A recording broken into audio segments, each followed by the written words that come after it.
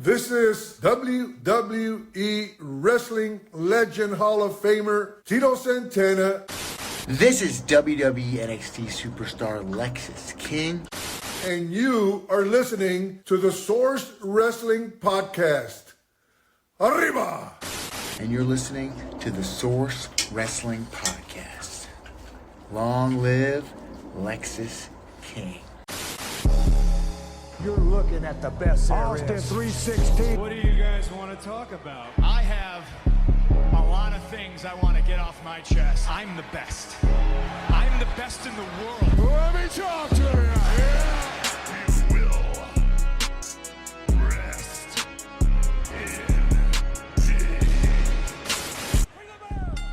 Welcome back, guys. Welcome back. This is episode 38 of the Source WWE AEW All Things Wrestling Podcast with Joe And Mike. Yeah. And this is This Week in Wrestling. So we're just going to shoot pretty much. We're going to switch the format. Yeah, we're going to switch things up here on the Source Wrestling Podcast for everybody out there. I feel like, fair. you know, the recaps are great. They are. But I feel like you guys want a little more talk, you know, and we want to be here to talk wrestling. We want to be the best talk wrestling radio podcast show out there. That's what we want to do. We're not going to be able to do that for you guys if we're just reading off what happened, who threw what elbow. Yep. You guys what don't care. What turnbuckle that you they got their know, head smashed in. You guys want to know who fought. You guys want to know who won. And you guys want to know what we think about it so that you can tell us how you feel about it. That's why we're here, 100%. This is the Source Podcast, and you're going to hear it first. You are going to hear it right here on the Source. First on the Source. And we're going to start it off, guys, with some SmackDown talk. We're going to talk a little bit about Friday Night SmackDown, the highs, the lows, and everything in between. Let us talk to you. It's the Source Wrestling Podcast. Yeah. Now, just so you know, we are going to be covering the show still. Yes. We're You'll going to be get covering winners, losers, all that. SmackDown. We're going to cover Backlash. We're going to cover Raw, NXT, and Dynamite. Yep. So, we're going to hit it all just a little differently. And honestly, there wasn't even a Rampage or a Collision last week to cover. So TBS you didn't miss out on much from Turner. us. Yeah. Turner Company had other plans, I guess, this week. They said, fuck you, AEW. You're not getting it. Nah. Weak backbone is what I call Tony Khan. Weak backbone. Yep. Tony Khan, man, himself. I'm sure there's other options. You could live stream it. Yeah. Right? Yeah, you could do something. I don't know. Just not have a show. Like, Just what not happens have to a show. storylines and like they could have put it on Triller. They could have put it on anything. Yeah. YouTube, anything. It seems very weak to me. Lazy almost. And honestly, I've been telling Joe, I told Joe earlier, I'm becoming less of a fan of AEW by the week, and I was really getting into it. I'm telling you, it's by WCW, man. Yeah, I was hating on it for a while. And then you got me into it, and you got me. You know why you're losing interest? I was just MJF about to say it. Yeah, it's you drew me in by telling me about MJF and learning MJF about him at this point, and I was like, wow! Like every time I turned it on, I was like, let's watch the MJF show. I didn't even call it AEW. It was the Maxwell Jacob Friedman show, and we miss him him dearly. And the total use of jobbers all the time. Yeah. I mean, WWE has jobbers. They do. But they're not jobbers. No, they're superstars, like you said earlier. Chelsea Green is a jobber. Yeah, right. But she's awesome. Shinsuke Nakamura is a resident heel jobber. Great wrestler. Yeah. So it's like, I don't know. We're gonna start with SmackDown. It's Bayley, Naomi, and Bianca Belair and Jade Cargill versus. What a team. And let's just, say, what a match. What a team. What Tiffany a match. Stratton and Damage Control versus them. And Tiff looking good, as always. It was She's Jade polished. Cargill. Team Jade Cargill, I'm calling it, with the Jade. win. Yes. What are your thoughts on the matchup? I thought it was good, man. I thought they really found ways to make Team Bianca and Jade Cargill look strong and play well off each other. Meanwhile, the other team did get their licks in, but in the end, they made them look strong, rolling into Backlash for their WWE Women's Tag Team title opportunity. Showing a strong hand going into Backlash, 100%. getting a victory here. And, Bayley, Naomi, Bianca Belair, and Jade Cargill could be factioning up. Who knows? Yeah, you know, you never know. What do you think? You think there might be a little faction going on here? I mean, there could be. I mean, they already got the big three going right now. Why not add the women's champion into the mix? She's kind of rogue on her own. And I noticed, actually, coming back to me after the match, I distinctly remember that Bianca Belair wasn't trying to really celebrate. She with, was not. Bayley No, she was not. No, and Naomi's kind of the peacemaker. Like, come on, you know, let's just do it. She kind of separates them, and they all raise up their hands. She's been holding that grudge.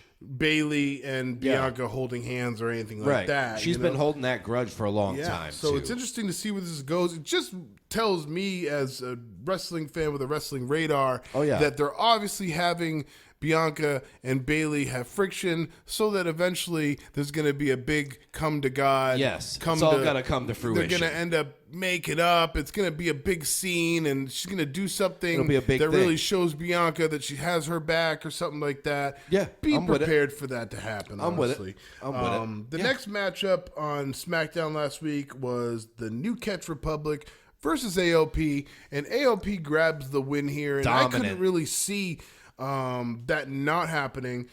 These guys are dominant force. They are. The Final Testament's great. The I only really problem, wish they would stick with it, because it's really the best faction, one of the best factions in the game right now. The only problem is Karrion Kross is still struggling to get over. He's the only guy who didn't get a reaction, like a big pop in France. You know, it's just like, what do you do with him? He's got all the tools. He's just not translating to the audience, in my opinion. He still struggles to get over, but I like the Final Testament. Well, you want to know what it is, right? What do we think? The man Too much talent? The man doesn't have a catchphrase. Maybe you're right.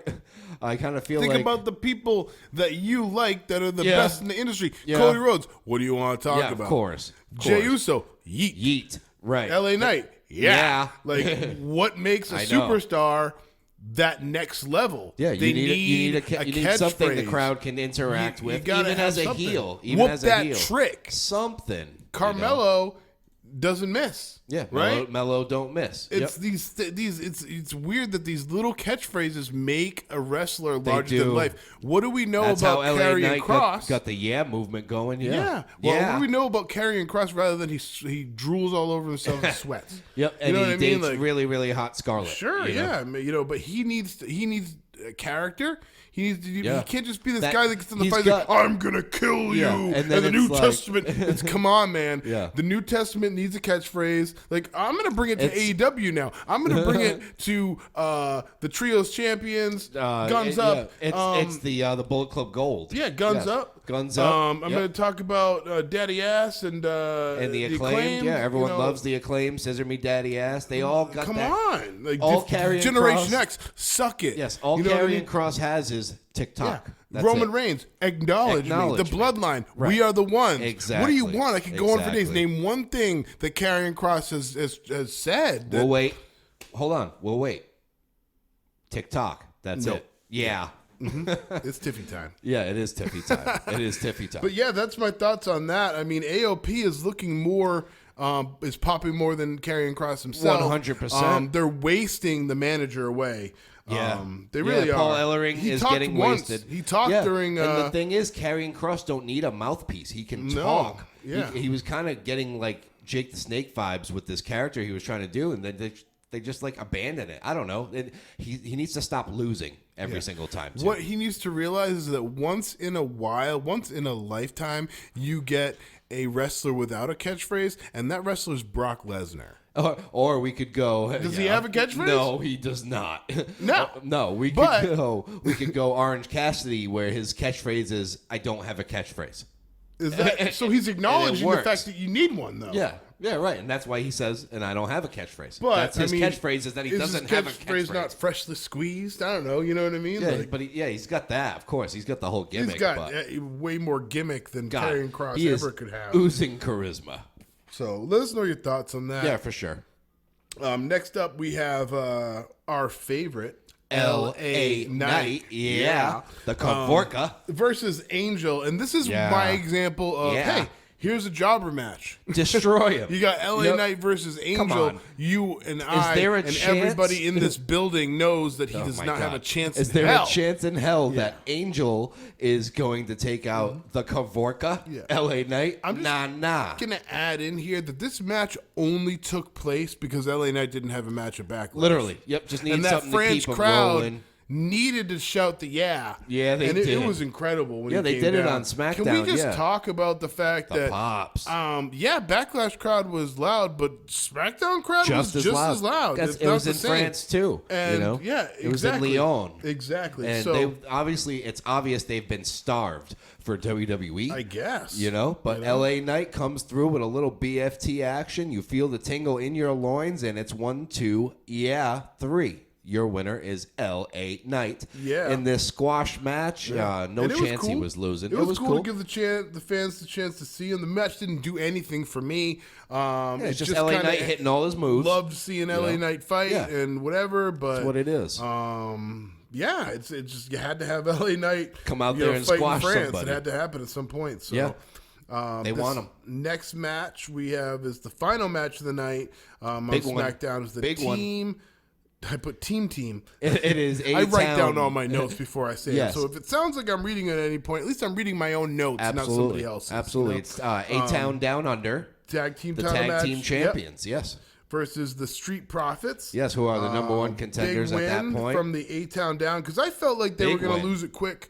Yeah, I thought, 'cause it was like a freak and I was thing at thinking Mania, to myself, you know? yeah, I was thinking to myself, like, what a better tag team to lose it to than the Street Profits. They really need a push right now. They need it. You know what I mean? They need a resurgence. So I'm kind of upset. The pride has done nothing. Yeah. I hope that it turns into something, though. I hope For that sure. it turns into a rivalry. It's gotta and do something, the Street man. Profits end up winning it.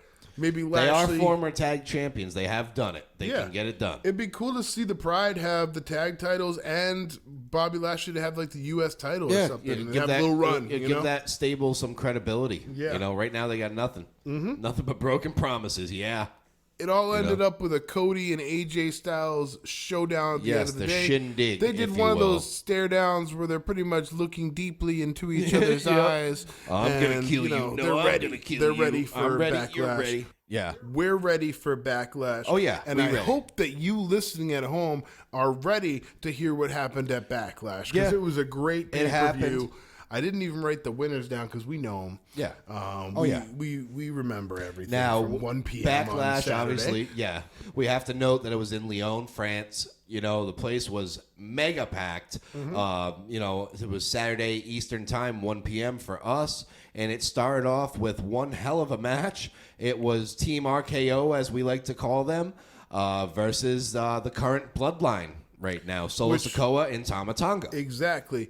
And it was actually, it's a great first start to the night if you're going to rewatch Gotta Backlash set or the anything like tone, that. yeah. Because when Kevin Owens comes out to this crowd Massive. reaction, it looks like he was a kid on Christmas. It really You know did. what I mean? Like he came didn't out and he expect really this. was just, he went through the crowd a little bit, down the ramp, Yeah, he halfway did. down the ramp, and he stepped up with the fans. Yeah. And he just literally sat there for a He moment. didn't even and make I was it. like, wow. He didn't that's even what I make would it all do. the way down to the ring. He just stopped halfway, waited for Randy. But Well, he no, just- before that, he went up. Oh, he yes, stepped, yes, yes. I do security, right? Yes. So when you have a barricade like that going all the way down to the stage, there's actually steps on the barricade for security guards like me to step up on so I can catch bodies that are Gotcha. crowd And surfing that's over what the he was- barricade. that's what he was He di- stepped messing up with, on the yeah. step and got with the crowd. I see. And he was literally probably standing with them for a good 3 to 4 minutes. Just Yeah. You could look on his face. You were like, this is therapy. Right Oh, now. for sure, He's dude. sitting For there, sure. and this crowd is as loud as he's ever heard it, and Yep. he's just sitting there But soaking it in.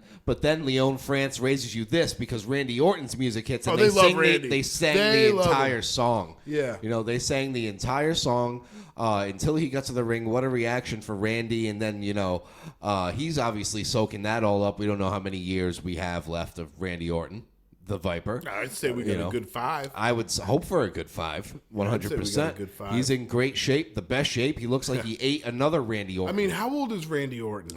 He's in his 40s, I would say.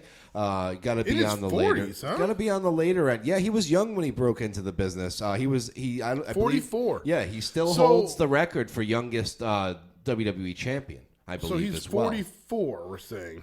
Yeah, he's in his 40s, Randy Orton. So, we hope to get another 5 more years. John Cena's, in his 50s, and he's got limited time left to go.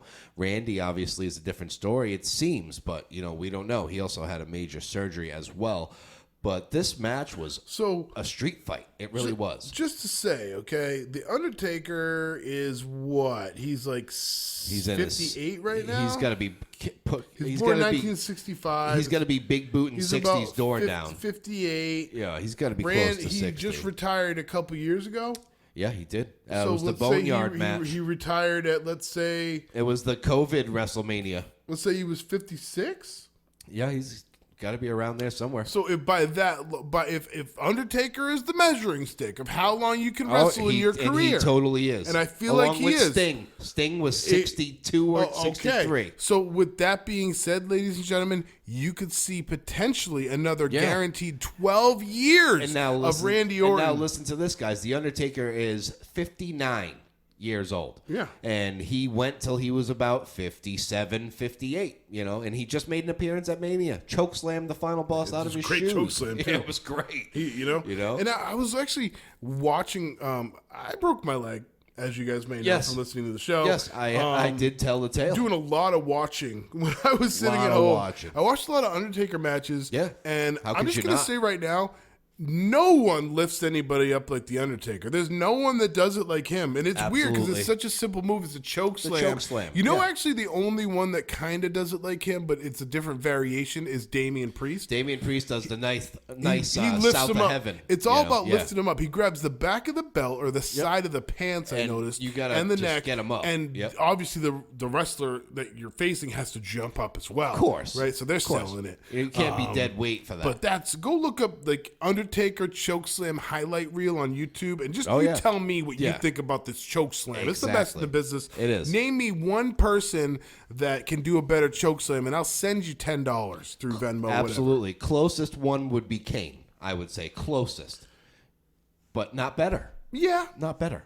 Kane would be in my top 5 chokeslams. He's there. He's definitely I know there. it seems sudden, but Damian Priest is in my top 3 chokeslams. Phenomenal chokeslam. He really is. It's good. And good. There is others as well because there's a lot of people who do the chokeslam. Yeah, like you had Paul White made a career out of the chokeslam. His was a little different. He'd come down, land on the knees, while putting you down. He's my number 3. That was my number good 3. chokeslam. He's my number 3. That was Kane's definitely my number 4 chokeslam. Kane is great. And then who else does the chokeslam? My God. There's a lot. I've seen a lot of people do the chokeslam. I know, to be put on the spot for a chokeslam. My other, I would say the one that belongs there would be Bray Wyatt's chokeslam. Okay. That chokeslam was right there. Fantastic. Bray Wyatt, fantastic chokeslam. Anywho, let's not let this get away from us, though. But we love getting away from it. We get away from it. We come back to it. It is a street fight to start off Backlash. Well, let's just say here that it wasn't a street fight at first. When they came down to the ring, it was immediately. There was no order. It seemed like the match wasn't even going to happen until Adam Pearce comes out, right? It was actually Nick Aldis, SmackDown general manager. Aldis? Yes, 100%. Okay. Nick Aldis, and he goes, you know what they say in France, blah, blah, blah, blah, blah, which means let them fight. It's now a street fight. There's no rules. There's no holds barred. Yeah. And which it's chaos. seemed like the best scenario you could get for a Kevin Owens and a Randy Orton. Oh, yeah. But it was the bloodline that picked up the win. And let's let Joe tell you how that went down exactly. Yes. Okay. So at this point, it's looking real good for our boys in Team RKO. It's looking great. It's looking great for them. And then, during a pinfall at the count of 2, it is a new bloodline member. From under the ring. From what happens? The ring. What happens when they come out from the ring? Yeah, how long are they there? Is there a crawl space underneath? He had to have been there the entire match, I would say. I don't know exactly when they did it because the lights didn't really go out. Like Taker, he can get in and out that way. It was really interesting to think about how they did it. But brother, let me just say this, okay? Yeah, brother. I work at a lot of different venues, okay? A lot of different music venues. And I know that some places like the DCU Center in Worcester, you ever been there? Yes. Okay, yeah. So they have, when they do horseback riding, not horseback, bull riding over there, they do bull riding events. Yeah, that's wild. They take the center of that floor and they have a pit that goes into the goes under right the ground. to backstage. And That could be it. I don't know where it goes. I just know they build a pit that's sort of underground so that nothing can get at them. The bulls can't get at them. I see. So It's it very leads possible. me to believe that maybe the middle of some of these arena floors have a crawl space to get down. And I also know that there are monitors underneath the ring so that whatever talent is under the ring, they know when their spot is. You know, they know when to come out. It's been shown, like, on social media and stuff. People lift up the ring. You see live monitors under there. You know, so the guy knows when to take his spot, but it's a new Bloodline member coming from underneath the ring. It is Tonga Loa out of nowhere. New member of the Bloodline here. It is brother of Tama Tonga and second son of the legendary Haku. Now, is their last name Loa? Is it Tonga? Why is there both their names Tonga? Like, what's going on here? Like, what is this? What's their last name? I remember Fatu? Like, I remember what is it? Haku having a finishing move, like it was like the Tongan death grip, like Tongan. Like, I don't know if that's some type of lifestyle or belief or whatever it is. I feel like the whole Tonga thing is playing off of that, and it's Tama Tonga and Tonga Loa. Okay, so that's what we Tama have. Tonga and Tonga Loa. Okay, so Tama Tonga, real name is Alipe Olosio Leon. Interesting. Yeah, so it sounds Tama Tonga sounds a lot cooler, for sure. And then Tonga Loa, real name. Sorry to beat this up, but this is what I'm interested in. Yeah, we got to know the names here. His guys. name. Okay, you ready for this? Yes. Tavita. Tu Amalia. Feta Kamakaska. I don't even. Hold on. I don't mean to butcher that, but how do you say that? I'm not even going to attempt it. I'm We're gonna just going to call him syllable it Tonga out. Loa. Here we go. It's Feta Imoeta. Fifita. Bro, Haku, what are you So doing, I man? don't think that they're really brothers, are they? Or- I don't know. They say that they're both the sons of Haku. So Okay, well, I can see that then. I can definitely see that. The names, I don't know what's going on with the names. So but now we have a new Bloodline member. Our big reveal. Yes. We got our new Bloodline member. We can see that it's going in some sort of direction here. Oh, yeah. Speculation amidst all of us of where this is going to go. Is this going to Right. set up for a Roman return? Is The Rock going to side with them? Right. Or is it going to be Bloodline versus Bloodline 2.0? When is The Rock due back? The Rock, I would say, would be due back by SummerSlam. I think that's what we're looking at right now. He's doing a quick and movie. time is flying now. It is. It Yeah. is May now. It is May. We got June, July, August. So therefore, SummerSlam's in August, right? Yeah, So SummerSlam we're about is 3 months I think away. late July or mid to late August. Yeah, it's definitely one of those two. If I was developmental and I knew right now that I had signed a Fatu, Yeah. and I'm hearing rumors that they have also signed a Zilla Fatu. Jacob Fatu or whatever. There's so many No, of there's these two guys. Fatus. Is it Jacob and Zika or Zilla? Zilla Like, Fatu? there are so many Fatus, man. Rikishi, what have you guys done to us, man? I swear. Just It's for like, contingency. yes, we got to stay current with it Yeah, for Zilla sure. Fatu is Umaga's son. Ah, okay, yes. Rest in peace to And then him. you said the other one. Jacob Fatu is... Jacob Fatu is a whole other one. yes, and that is the one they're saying that they're scared that Solo's going to get outshined Yes. by this monster, So Jacob Fatu. What I see happening there is that Jacob Fatu, and I don't mean to get too off the track here. We're only on the first match, but Yeah, let's this is just good talk talk about it. right here. You know what Talk I'm saying? This is about good it. talk. Let's Jacob talk to ya. Fatu is the kind of wrestler. He's a 32-year-old guy, so he's Yep. a possible Born in 92. future face of the company kind of guy. Yeah. You know what I mean? I think Jey Uso's even 38, isn't he? Yeah, Or he's up there, right? a little bit older, I'd say, yeah. Yeah, it's crazy. This is So new blood. He could lead. New blood. We might not even need Jey Uso. Jey Uso might end up joining He's this so after the fact, over. but he might, Jacob Fatu might, prepare, show up on his own Yeah. to battle. Yeah. To be like, no, This this is is his my cousin. family This too, is and I his don't like the cousin. way you guys are acting kind of thing. Exactly. Here's my brother Zilla, and I'm taking Jey Uso with me, and Yeah. now you got 3-on-3. Yeah, right. So this could go so many Jacob ways. Fatu is a force. It could go a million different ways. They might not even want to mess with Jey Uso. Right. But it's that backstage segment where they pass by Jey Uso backstage. Very the interesting. Bloodline. You saw that, right? Oh, yeah. So it speculates. But let's move on. Yeah. Your winners here are the Bloodline, thanks to new member Tonga Loa, Tama Tonga, and the Enforcer, Solo Sikoa, pick up the victory. And Paul Heyman is looking very, very distraught. Yes, he is. It's kind of funny. It's good TV. He's unraveled. He's a master he's hot and bothered of these emotions. Oh, my God. He's so good. So good. Especially after all the, all the violence, inductees, the chaos. How he got inducted to the Hall of Fame and seeing his story. Yep. I just love him all that more. He's the best. I don't think I fully understood Paul should be protected. Until I saw that documentary. I knew all about him. Trust me, I've been watching ECW since it was out, you know what I mean, back in the day, but I know all about him, but I didn't know all of that about him, you know what I mean? He went there. He had one of probably the best Hall of Fame speech, in my opinion, to ever happen. So shout out Paul Heyman, Paulie Dangerously. Next up on Backlash, though, Mike, what did we have up next? We got the triple threat match, Bayley versus Naomi versus Tiff. And I made a prediction on this one. I said that Bayley was going to win. Yeah. I was 5 for 5. I don't mean to gloat over here, but I gloated a little bit to Joe via text while it was going on. You were wrong about one. I missed one because it was a hot take. I said Tiffy was going to win this match.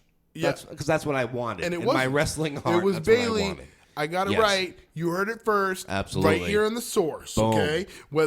Whatever. But let's just say it's though not I only did call. Hold on. Though I did call a new Bloodline member, and I'm excited for that. You did. Called that. We were both kind of feeling it, but you vocalized it. You get the credit on the wax. So for real. Here's the deal. Okay, I had also predicted in this matchup that Bayley and Naomi would take care of Tiffany a little bit, and leave Bayley and Naomi to fight, and that's pretty much how it ended. Yeah, it ended with Tiffany did not get pinned. It ended with Tiffany out of the ring, dominated, and Bayley and Naomi having a little showdown. She went for that prettiest moonsault ever. It backfired, and they took her out of the match, and that's how you make her look strong. And she still did look great the whole over. match, though, and then it wasn't until the end that they kind of just eliminated her from the equation. She was out, and it became a Bayley versus Naomi thing. And Bayley what retains. A great hug from Naomi at the end of the match. Like you could tell looking at each other that they love each other as friends. What a great, genuine friendship. It was a moment. You know what I mean? Like they've been around each other. They've been up and down every road. You know what I mean? Shout out to Bayley and still WWE Women's Champion. The next up was a very upsetting match for me. It was Damian Priest versus Jey Uso, and Damian got the win on this. Jey Uso with some help. The best entrance. With some help. With the best entrance he's probably ever had. Oh, my. Yeah, so it's going down and talked about online as the best entrance ever in WWE and wrestling history. And, now, we know I'm gonna about say wrestling history. Because my favorite up there. will always be Shawn Michaels through the rafters, coming line. down, playing the guitar on his leg. We all like know nothing. We all know or some of those Stone Cold Steve Austin entrances in the with trucks. The glass shattering, or the Zamboni, or the beer truck, you name it. But, Jey Uso, you had a top 3.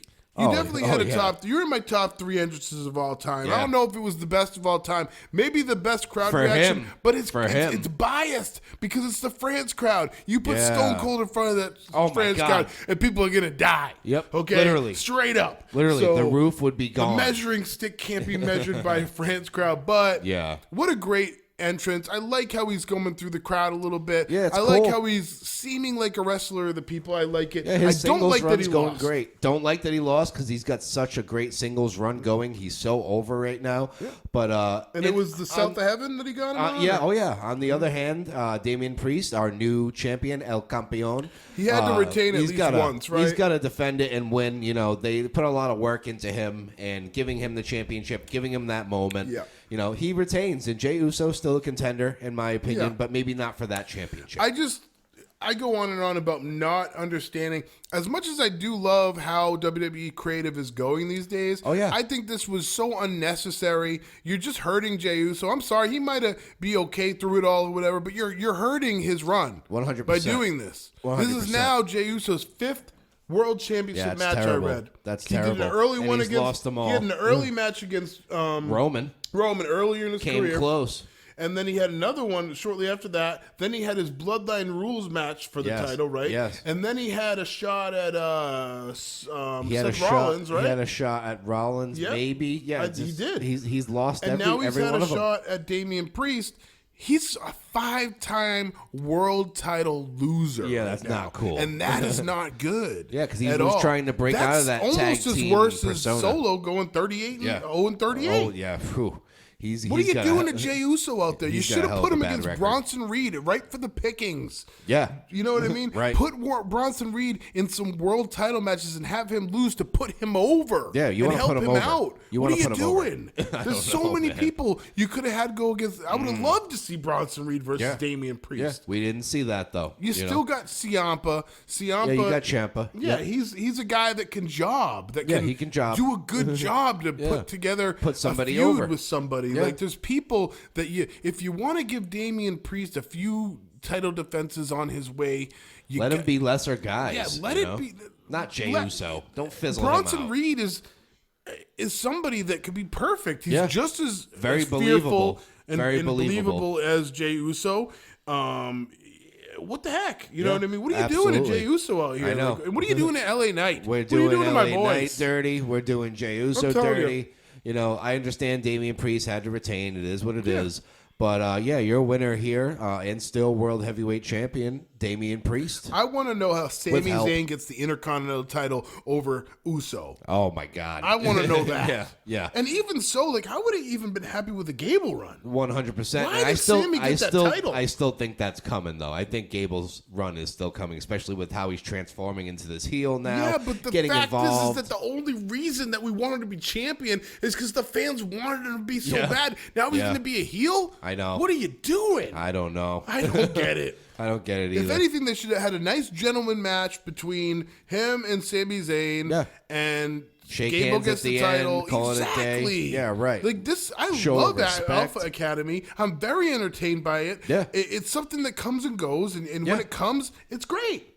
Absolutely, it's a great faction. It's enjoyable when they come out. I'm enjoying myself. Keep that around. What are you doing? I don't know. Now he's just berating them. What is with the WWE and the berating? First it was Bloodline, Judgment Day. Yeah, it's like this weird thing. It is this weird thing. I don't know. Let's move on. Moving on. Kabuki Warriors the versus tag team title match. Bianca and Jade. Oh yeah, Bianca and Jade win this match.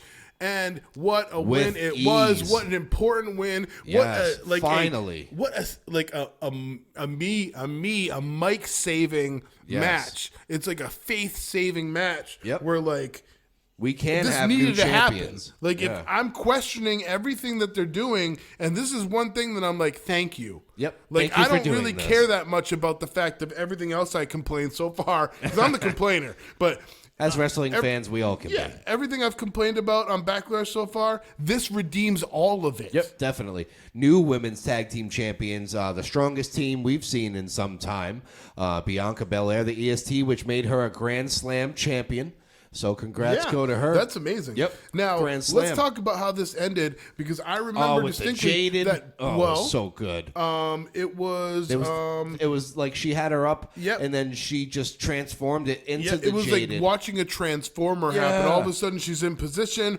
Boom! She hits it. Bianca hits KOD. Boom! Done. Your new tag team champions are Bianca Belair, the EST, and the Storm herself. Send the Kabuki Warriors far, far away from the WWE. Send them down to AEW or NXT. Yeah, I'm a businessman. I'm a staffer. I staff. You staff too. Yes, we staff. Like they could literally cut some losses here. I've been playing a lot of my GM in WWE. I had to drop Becky Lynch the other day. It is because want to know why? Business. Because there just wasn't any room for her. I had too many champions, too many people who deserved it. Yep. I had to move her over to SmackDown. It's about what's best for business. Yeah. And sometimes you got to send some people over to AEW. Absolutely. And I think that the people like the Kabuki Warriors are doing a disservice to the WWE right now, but by not being would pop the AE and AEW. Yeah, because guess what? I don't see any tag team champions for the women in AEW. Is there a tag team women's championship? No, there is not. Why? No, yeah, What's why going isn't there? They have the they have the clearly women's not world progressive they have the women's world championship, but what TV they do title, what they do TNT or whatever. What they do have is the TBS title, which WWE doesn't have a women's championship like that. It's like they're Intercontinental. You know what I mean? And I like that. Yes. And they have a Ring of Honor too, right? Yeah, And they have the Ring of Honor Women's Champion as well. So they got lots of women's championships, but not a tag team. No. And that would be, I think it's a must. I think Tony It's 'cause Khan, get your head lacking. out of your ass, bro. The and problem open up is- your wallet for these Kabuki Warriors. Yeah, do Like- something. The problem is with AEW, they don't have the depth in that women's tag team division to pull it off. They don't have like women's tag teams. Well, here's the thing: It's crazy. is this Willow character? Willow Nightingale, the I new see her more TBS as a tag champion. team. I see her Same more as here. a tag teamer. Same here. I don't really see her as a I think main they could event really headliner. reconstruct it a little bit. You know what I'm saying? for sure. They could reconstruct this whole lineup in AEW, and it could be a turning point for them. Honestly, Yeah. I'm seeing big things. Absolutely. I'm seeing a tag team division going on need for the something. women. They need opening something. up. You know, because their women's division right now is so ragtag. It is lacking. Who was You have timeless Tony Storm, which she is literally carrying that That's it. division on That's all her you back. got. You have Saraya. You have Julia Okay, Hart. You don't have get me Mariah started May, on Saraya. Okay, okay. What does she do? Nothing. What is she involved in right now? Nothing. What's going on? This is a big star, right? I know. This is somebody that people go to That was Comic Cons to WWE's get her autograph. Paige. She was record breaking. I missed the groundbreaking. Page era, so I was lucky enough to be there, and she was the, I believe the first ever NXT Women's Champion, Paige, and she did some great things. She won the Divas title. She won everything there was to win, and got hurt her neck, and she had to be released. And then she went to AEW, beat the current champion to win the AEW Women's Championship, but ended up losing it to timeless Tony Storm, who has taken the world by storm since then. It's true. Yeah, so basically... That's about it for that, I'd say. That tag team title match. I would say send the Kabuki Warriors to AEW. That's my final thought on that. That is it. Bianca Belair and Jay get their titles. They do. What a great match. Epic. Actually, I am going to note that there was so many botches in this match. What There a great were. match. Who am I lying to? There were It was botches. Botch City. Actually, it was... I think that what's her name on one of the Kabuki Warriors? Was it Kairi Sane, maybe? Yes, Kairi Sane kept doing the opposite of what she was supposed to be doing. At one point in the match, she goes for a pin. The ref's confused. It's like, okay, starts counting a little Then bit. she translates into a submission. And or then she something, goes to a right? submission, like, oh crap, and then goes to a submission. Like, she kept forgetting her lines, Forgetting her spots, parts. yeah, right. She looks terrible. She has no promo skills. She's not trained. She She's doesn't not impress me in the polished. ring. Yeah. Get rid of them. See ya. Like, Bye-bye. We can do so much better. Absolutely. We're supposed to be the best. And at WWE Backlash in France, this is what you put. Well, thank God they dropped the titles. That's all I'm saying. That is the biggest They part dropped because the then they get a titles. huge pop. Oh, yeah. You know what I mean? For Bianca and Jade, yeah.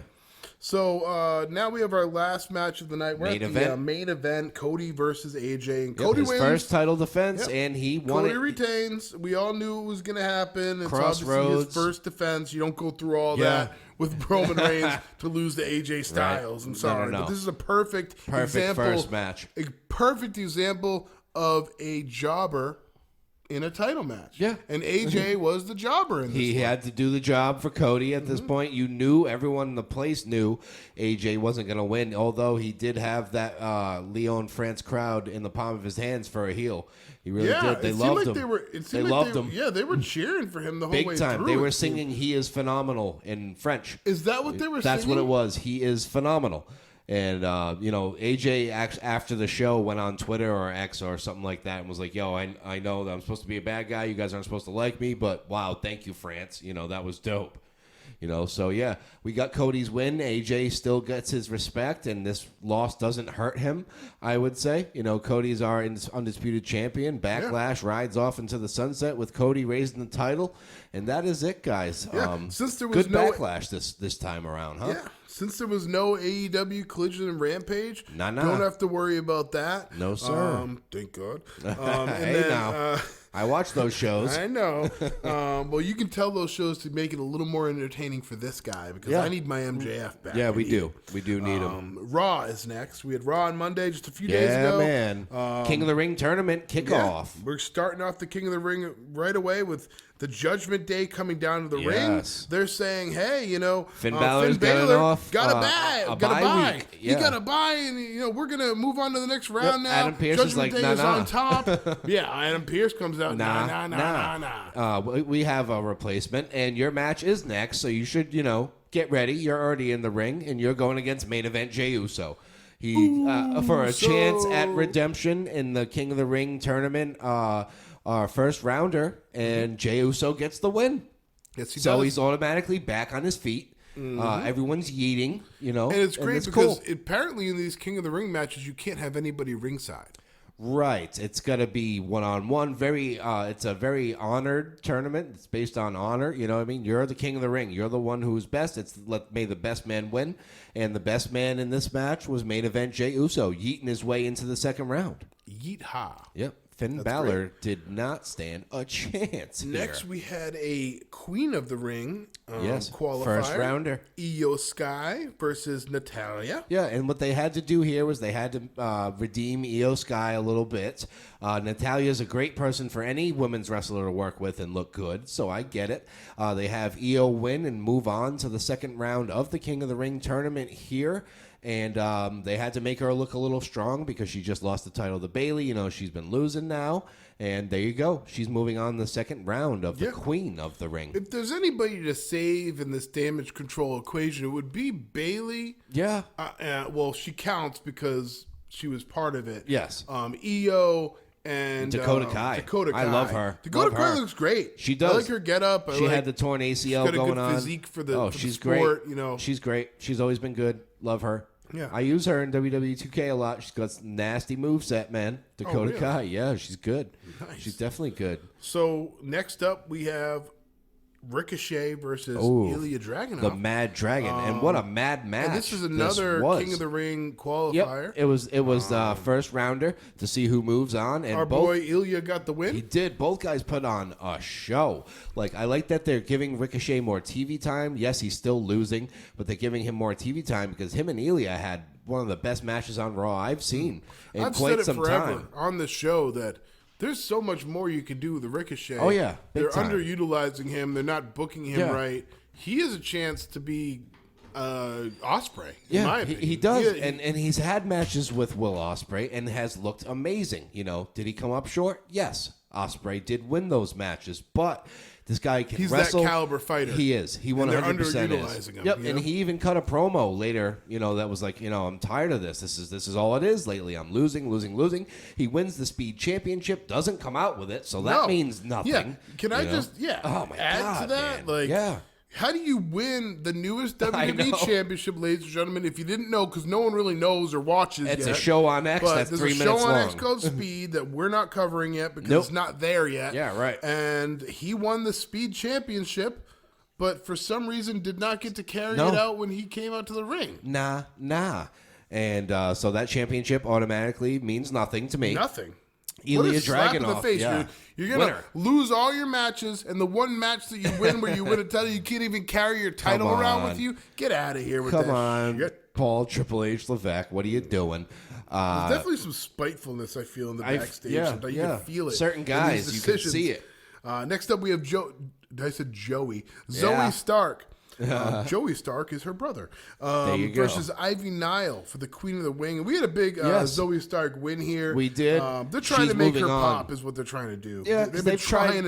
Exactly. That's what I was just going to lead into. They've tried multiple ways to get these things done, and it is early for worked. her, though. She did get called up from NXT about halfway through last year. Yeah, it's early. Yeah, she got called up with... who was she with? I don't she was even with what's her name? Legendary Trish Stratus. And then she, they tried her out with Shayna Baszler. That didn't work out. But, well, they're still kind of. Oh, are they? Okay. So they're still trying that. Yeah. All right. Well, they're so definitely allies. She gets a win. She gets a win here. She's moving on to the second round of the Queen of the Ring tournament. Yeah, I would have gone Ivy Nile, but hey, we'll see. What happens. Here. She's tough. Yeah, she's a little scrappy one. Yeah. So next up, we have Chad Gable versus Bronson Reed, and it was notable to a regular match, not a King of the Ring match. Okay, not a King of the Ring. How did it end? Why don't you go over that? The thing that I want to talk about first is he did not do a thank you. There was no thank you done by the master Chad Gable. He's seems to be done with that. Now he's super into this heel character. And, these guys are going at it here. And the match ends as a no contest. Sami Zayn from out of nowhere comes out and redeems himself for being attacked backstage. Now, we're skipping it, but there was a great CM Punk promo that probably already passed in this timeline. Yeah. Where CM Punk... Actually, Drew was looking for him first. Drew was looking for him. Drew leaves. Can't find him. Drew leaves. Then Punk pulls up in this Z28 his cooler Camaro. car, right? Yeah, Z28 Camaro. Cool and he's looking for McIntyre. He goes in the ring. Yep. Says, hit my music. Yep, absolutely. Great camera. The voice the of new the camera voiceless. work, and they're doing follows him right out to the ring. Yeah, so cool. And so he cool. comes out. He comes out, sits Indian style, like the old school CM Punk way, and he's downing Drew and says he's going to go longer than 5 minutes. Talking about the title reign, 5 minutes, 40-something seconds. He always checks in with McAfee for that, and he's basically saying, now you're hurt. And I'm going to hurt you even more. You know what I mean? So this is just to continue on this. They're telling everyone to tweet at Drew McIntyre because he just left. Maybe we can get him back here. And live, me and Joe were looking at the live tweets. Yeah, they were great. Go on X. Pat McAfee had a good one. You can go on X and just search Drew McIntyre, and you could see all the people tweeting at him. Go back to the arena. Punk's right here. And then Drew I don't know if you saw this, Mike, because I just recently saw this. Drew had an autographed photo of Punk, and he lit it on fire and sent that picture out on X, as a tweet. After that happened. So he's like, he's really upset that he did not get to CM Punk. So he lights this autograph photo that he left in the stands that from the week before. He lights it on fire. And puts it on Twitter. This didn't happen on the show. Good little story right there. I like that. Absolutely. So, that happened. Just continuing on, CM Punk and Drew. We love it. We're here for it. What was up next on the Monday Night Raw card here? Well, actually, up next would be Lyra Valkyria the call versus Dakota Kai. And I just wanted to say, because the whole reason we were on the Chad Gable and Bronson and the heel Chad Gable thing going on, when CM Punk was walking out to the ring, he passes by Chad Gable he's standing there berating Alpha Academy. Oh, yeah. Just berating them, and they all have their head down. I don't like it. It's weird. Chad Gable obviously going to try new things. I think this heel run will lead him to Intercontinental Championship at some point. He's being more of like a hard coach. Oh, yeah. I could see it. Yeah. I could see it. He is. What I mean? And he still thinks Otis is his best guy. And Otis is with him no matter what. Maxine's still there. Tozawa's still there. Where's Tozawa going to go? Oh, God. Yeah, back to NXT, hopefully. Yeah. Doesn't do anything for me, brother. I like his little dance. Yeah, it's funny. Lyra Valkyria versus Dakota Kai, Queen of the Ring. Yes. Qualifying match. My Dakota Kai does not get the win here. Look, Lyra Valkyria gets the win, which I think is a little bit of a force. Yeah, honestly, it's her very call gracious of Dakota Kai to allow this. Very gracious to put her over. Yeah, I think that the whole point was we got Ilya winning, we got Lyra winning. They're trying to put some NXT people over. How do you do that? You don't have them win the whole King of the Ring, but you have them win the first round. Right. Show that they're viable. Yeah. Almost make it there, and Dakota Kai's not hurt too much by this as well. I'll be honest with you, I've never been too high on Lyra Valkyria. I can think of about 5 female wrestlers in NXT that deserve it over her. She got a wild push for some reason. See, I don't really follow the show like you, so I don't know. What happened is that Lyra Valkyria kind of came out of nowhere for me, and all of a sudden it was when Becky Lynch was having that NXT title run. Yes, which was great. They basically, in my opinion, put her on that title run for a dual purpose. They said, we want to try to get this Lyra character into the front of people's minds. Yep, we want her in the front and center. Let Becky Lynch be a Triple Crown champion and get her 3rd title and have her little run. Then she can put over, Lyra, and that's what she did. Then Lyra held the title until the draft dropped it to Roxanne. Absolutely. Where it's funny because Roxanne, you would think, would get the call up. You would think. She's been with NXT for so long. Yeah, right. That it seems only right, and she was even mad about that on NXT the next night. But absolutely. Moving on. We have Valkyria gets the win. Gunther and Sheamus. Oh, man, the banger. And now this going against each other in the King of the Ring. This is a King of the Ring first rounder. Yep. Winner moves on. This is actually the 3rd match in the trilogy of Sheamus and Gunther, and it was a banger. Oh, banger after banger. after banger. Sheamus's chest looked like ground beef after the ring general was done chopping him. Gunther gets it done by submission. It was close. This does not hurt Sheamus at all, in my opinion. This is the ring general. You know, it's not an easy guy to beat. He moves on in the King of the Ring tournament here, and rightfully so. Sheamus just came back. They got to find some other program with him. You know, maybe Sheamus versus Braun Breaker would be kind of cool. I could see that happening. They already had, a run-in together backstage. So, yeah, your winner and moving on by submission in the King of the Ring tournament to round 2 is the ring general Gunther. And that takes care of Monday Night Raw. That's the Raw talk for the week. And overall, a solid show. King of the Ring? Yeah. I'm going to go my guy, the ring general. Gunther is your King of the Ring. Now we have NXT, and as you know, NXT. I am the NXT expert. Yes, sir. And first match of the night was a great one. It was Josh Briggs versus Wes Lee. It's great to see Wes Lee back and returning into the ring. And of course, he gets the win. Josh Can't Briggs, come back though, and lose. I will say that I have Josh Briggs in NXT in my WWE 2K my GM mode. Oh, nice. And you're using he him. is Cool. my NXT champion, and I've been trying to put Ilya is now. Okay. But for a while, I was putting him because I simulate the results. Yes. When I do it, and he was winning against everybody. Really? And when That's things funny like that happen, happens. like when superstars in Madden get really good out of nowhere, they end up being good in real life. Yep. And I don't know if this translates in the video game. Yeah, we'll see. We'll see. But I mean, at Josh Briggs, they're definitely pushing for him. Cool. Wesley's a great guy to go against for him. It's a great way to put him over a little bit, even if he loses. Yeah. To have a good match with him. It was a great match. Wesley with the win. Next match we have was Carmen Petrovic versus Shayna Baszler. Yes. And Main this roster is talent. obviously a trainer versus trainer match. If you had forgotten, it was Carmen Petrovic that was with Natalia in that day 2 of spring break headliner. Yes. As her trainer, and Shayna Baszler was the trainer for Lola Vice. So now they're going against each other in a match, and obviously, I feel if Shayna Baszler came into NXT and lost, it would have been a disservice to her, SmackDown or Raw, whatever she's on career. So she had to win this match. Yeah. She wins by submission, which is obviously in Shayna Baszler form. This is obviously the MMA route they go with her. Yeah, definitely. And what a more fitting way to win this match. Definitely. And have a great match with Carmen Petrovic, which really entertaining match to put her over as well. Yeah, for sure. I can see it. NXT makes the most sense to me these days. I don't know why, but they really are doing. Shawn Michaels doing a phenomenal job. Doing a fantastic job. Gorilla over there. Now we have No Quarter Catch Crew. Yes. Versus Tyreek and Tyson. Now, if you remember last week, I went over it. Tyreek and Tyson are the new team. Those big gargantuans that lost to the Good Brothers last week. So now they're at their second match ever in NXT. Obviously, they need a win. They get the win over the No Quarter Catch Crew, who are probably going to fall into the jobber category. Now that Gulak is gone, they're left with the 3 of them. Yeah, it's tough. I just don't see them being much more than jobbers, even though William Regal's son is on the team. Yeah, Charlie Dempsey, man. He's cool. We'll see what happens. But Kemp, I don't really see the point in Kemp. Yeah, Dempsey's, I would say, would be the guy out of them all. Yeah.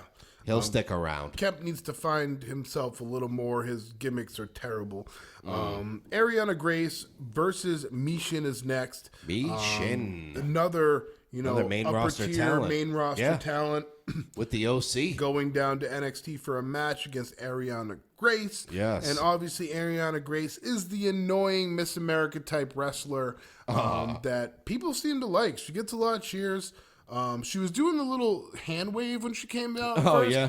It's kind of tacky. She hasn't been doing that lately. I like that. But Mishin with the blue hair gets the win. Yeah. Has to have it. It's a great match to put Ariana Grace over. You got to figure Ariana Grace did come in the push that happened earlier this year where you saw, 20 superstars come in at once. It was Obafemi. They had the breakout tournaments. Definitely. So it's good to see Ariana Grace in a matchup against Mishin and looking really good. Absolutely. Next up, we have Fallon Henley versus Kalani Jordan. This is interesting because obviously we know that Fallon Henley had her beef with Thea Hale and Chase U pretty much, because if you're beefing with Thea Hale, you're beefing with Chase U. For sure. She turned on her. Chase U looked shocked when it happened. And even after when she was walking to the parking lot last week, you saw Kalani Jordan come up to her and kind of be like, what's up? Like, what's going on? And that sets up this match here. So I don't know if Fallon Henley is going heel. I see her as the next big talent for NXT. I really do. She has all the makings. I got some homework to do. She's got the physique. She's got the moves. She's got the mic skills. She's got the look. She looks really good. She's kind of a country western kind of girl right now. Okay. But if they change that gimmick up and they find her identity a little bit, I could see that happening. And it's no surprise here that she does beat Kalani Jordan here. Yes. She is a superior, popping superstar right now. So I do see this as a win on every side. Fallon Henley with a big win. Next up, we have Duke Hudson, who I said is one of my favorite NXT wrestlers. Another guy that I see, he has the size and stature, and Duke Hudson's going to be something someday. I'm telling you. 100%. He's going against somebody who already is something. Oh, he's and something. needs that call up. Like, shouldn't even gone to NXT in my opinion. Yeah, man, he's ready. He's ready to go, man. He's ready. Lexus King. Lexus King. And obviously he gets the win. Did he Coronation. get it with the coronation? He's got it with the coronation. Seems to be the way. Yep. Shout out to our guy, Lexus King. Thanks for for the shout out that we got from him. And obviously, cool. I think his call up should be soon for sure. Yeah, I don't see him getting called up end of the year next year or anything like that. I think he's a mid-year call up. I think he comes up sort of, in a different manner than we're seeing. I think he's here. ready. He's done AEW television as also, Brian Pillman Jr. He's done it. Also, we also haven't seen a title run from him. We have not. So I could see him North American champion. No, I don't think so. No. I don't really think the title fits him. Fair enough. What are you thinking? I'm thinking that he feuds with Trick. Oh, world title. We're handing over the keys now. Yeah. All of our big Trick's players gonna be are gone the next now. one to go. There's no Carmelo anymore. There's no Ilya anymore. Nope. There's no Braun. Nope. There's no Baron. Nah. So you're missing four These guys are of gone. the biggest superstars Lexus in the male King side. Is time to shine. It's going to be the Trick Willie show. It's going to be the Lexus King show. Oh, yeah. Probably going to be the Obafemi show. If he doesn't get a straight call up before. I see that. I'd say Obafemi probably gets the call up before Lexus King. Yeah. So he might be the mid-season call up. Lexus King might feud it out with Trick Williams, grab that NXT I really title, want to see drop King. it before the draft. Trick, Lexus get drafted. Oh, yeah. Oba I want to see him get drafted. So I want to see him on Raw or SmackDown, see what he can do. He's got the moves. He's got the character. He's got the look. Let's just let him ride. Yeah. So a lot to talk about there, but a lot of really cool stuff going on with Duke Hudson and Lexus King in their future. So I'm excited to see it. Yes, sir. Next, we have another main roster superstar, Chelsea Green, who is our resident jobber, but an entertaining one, versus Roxanne Perez. And they are very desperate to figure out how to get Roxanne over. She's got all the makings. She's got to defend this title now. She's a little short, honestly. She's a short lady. Yeah, look at Rey Mysterio, though. He's a short lady, too. Yeah, but if you're going to be short, you better be great. You better be awesome. Yeah, you better be Rey Mysterio if you're going to be tiny. Yeah, you better be Rey Mysterio. You better be able to do the most wild moves I've ever seen. Yeah, for sure. And she just doesn't do that. No, except for the Pop Rocks, which is cool. It's a nice little front flip slam. Gets it done every time. Yeah. And honestly, I'm pretty sure she wins with the Pop Rocks here, beats Chelsea Green. You bring in a main roster superstar that everybody seems to like right now. Because everybody seems to like Chelsea Green and her antics. She's great. That can put Roxanne... She's the Karen of the WWE. That can put Roxanne Perez over a little bit, right? Yeah. And it's a good move. This whole card is just phenomenal card by NXT. I'm biased because I do love... Shawn Michaels is doing the thing. Shawn Michaels... Hey, man, great job. He's doing the thing. If you need some ideas, you hit up your boy Mike. Okay, I got we'll get you, it done. Sean. We'll have our people call their people. Yeah, or, call me. Yeah. Absolutely. Chelsea Green, call me.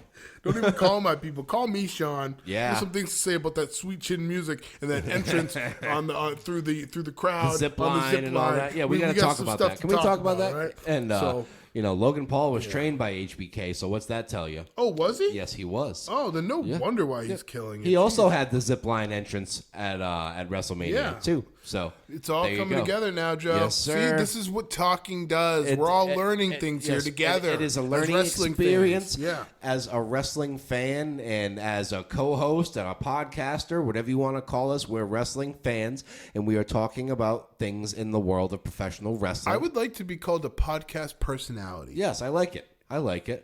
When I was on the radio, because I was on 91.5 radio for a while. personality. I There did you some go. stuff with CBS Radio for a while. My DJ or name as a radio DJ was DJ Mad Mike. DJ Mad Mike. Do I bring it back? I think you bring it back. DJ Mad Mike. Mad Or you Mike. can just be Mad Mike. Mad you know what I Mike? mean? What do you I don't guys know. think? We'll find out. If anybody listen, if one person writes to us and says that I should be calling myself Mad Mike, Then I we'll will do do it. it. Just Yeah. takes one One person guy to or reach out girl. to us and let us know you're listening and let Yes. us know that you think I should start calling myself Yes. Mad Mike. We can confirm that we do have people listening all over the United States. We do have people listening in Canada. We do have people listening in the United Kingdom. And our special shout out to my friends in the United Kingdom that listen to my show. Love you guys, Vicky. Thank you guys. So this is that has been NXT Talk. And we're going to move this over and get to the latter part of the show here. We're going to talk about some we AEW. got our last show to cover. Yeah, It was Dynamite. We got AEW Dynamite, guys, and it's a pretty stacked card. I'm not going to lie to you, so let me talk to you about AEW Dynamite. To start it off, we have Orange Cassidy versus Trent Beretta, the former best friends, no longer. And What happened there? Orange Cassidy is trying to, get revenge for Chuck Taylor about this big injury that happened in the parking lot brawl, and he does that. He wins. Yes, Orange Cassidy wins by pinfall after taking advantage of an exposed turnbuckle. He had to play dirty to get Trent Beretta done, and needless to say, you know what I mean? It worked. So, your winner here is Orange Cassidy, the freshly squeezed one, and he gets a little No, I will bit say that's a pretty good opener. of revenge. Yeah, It's a pretty Orange good Cassidy's opener, always a great but from show here, opener. I'm just cringing. So go ahead. Yeah. After that, now we have Harley Cameron versus Resident Jobber. Another And this AEW. is an actual jobber. This isn't a Chelsea Green No. or Shinsuke Shinsuke Nakamura. No, it is this not. This is an actual jobber This is, on main TV, and you're trying to get ratings. Yes, and this you is- got real jobbers They're on the using screen. 100% enhancement talent. It's crazy. And she's going against Mariah May, who obviously is going to knock her friggin' block off. You know what I mean? Duh. Mariah wins this match very easily with the Mayday. And I'm sure that Timeless Tony was easy. Storm did not watch the match. yeah, Timeless Tony Storm is on Tony time. Mm-hmm. After the match, Saraya shows up and attacks Mariah May, though, and beats her down. Oh, we have a Saraya? We have a Saraya sighting. Spotting? Yes. She exists? Absolutely. Amazing. So she's getting herself back Wait, into is Tony things. Khan been listening to our podcast? He might have, in between doing cocaine and, trying to think get so? Goldberg. You think so? Oh, yeah. Yeah. Oh, yeah. I can see it. You see it. You see his Is mannerisms, that the only Tony thing that makes him Khanisms. cool? Is that why he sticks around? He's the coke guy. Coke and- guy's always cool. Yeah. Not me. I've never done it in my life. Not gonna lie. In wrestling, cocaine used to be a huge thing. I can tell you that much. It. I mean, it was in high school. People were ripping that before we went out on the football field. Yeah, so dude, it's crazy. Amped themselves up. I'm surprised no one had a heart attack. Though. Absolutely, dude. But we got another match coming up next. We do. It is Switchblade Jay White Guns up. versus Rocky Romero, and obviously it's guns Who's up Rocky here. Romero? Rocky Romero is a guy that has struggled to get over in AEW. I don't know why they're putting him up against a guy like Switchblade who will bury him. This whole card so far feels like I made it on my GM mode for AEW. It's like, whoa, I have no one that can wrestle this week. I guess I'll put Rocky Romero against you. Like, where's the thing is, storyline in this? this is what AEW in these does. last two matches, there's zero.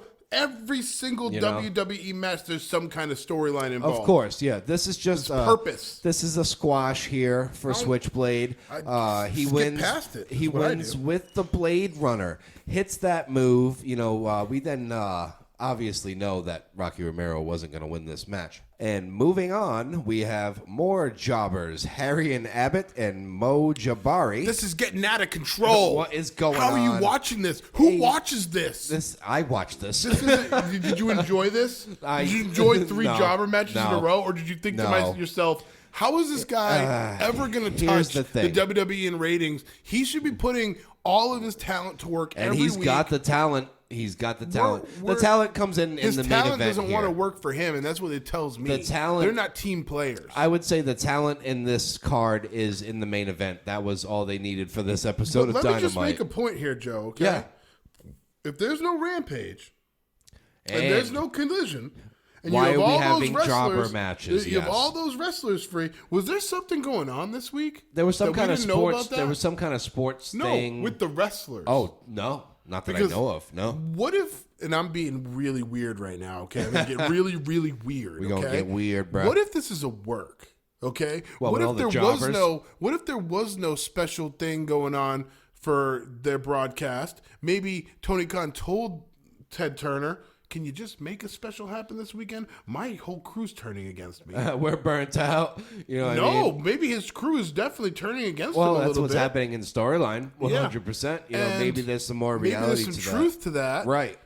Nobody wants Right. to wrestle for you this week. Yeah. You cancel Collision. Yeah. You cancel Rampage. Yeah. Because what have they done before? Dummy. Have they not put Collision on a Friday before? They've done it. Have they not? They just come did on. it. Could you not put it Yeah. out, like we said, on an outlet?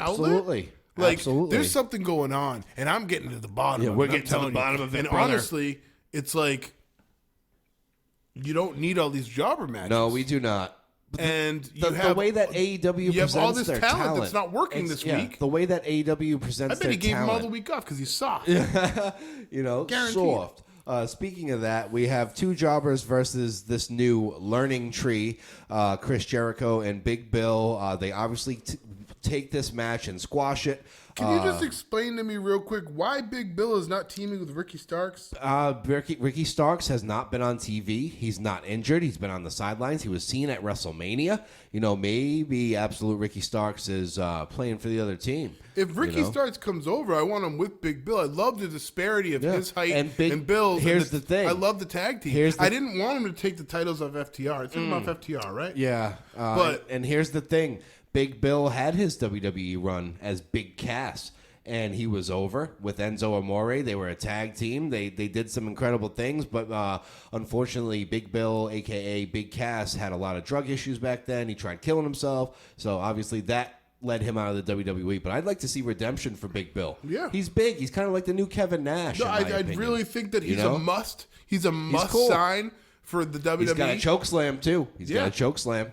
I think, as much as I love Swerve and I love MJF, I want them at Yeah. this point. I'm at peace. They need to stay in AEW. They need to develop a little more to nuclear heights and 100%.